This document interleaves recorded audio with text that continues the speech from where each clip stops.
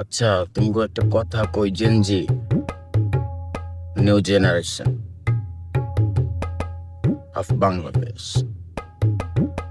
কথাটা হইলো এমন যে আমি ভালো কথা কইছিলাম, ভালো কথা বলছিলাম। আমি বলছিলাম যে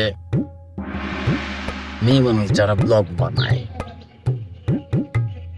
এগো এগো উদ্দেশ্য বলছিলাম দুইটা কথা। বলছিলাম যে এরা ভয়েস দিলেই তো হয়, চেহারা দেখানোর দরকার কি?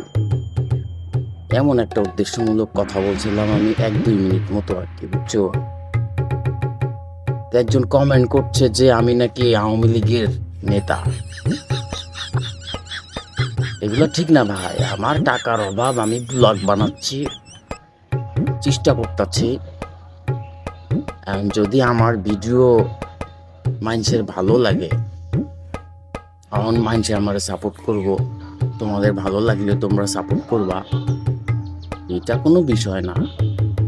মানুষ তো ফেসবুকে কত রকম ভিডিও বানায়, কত রকম কথা বলে। আমি তো কারোর পোঙায় লাগতাছি না, ঠিক আছে?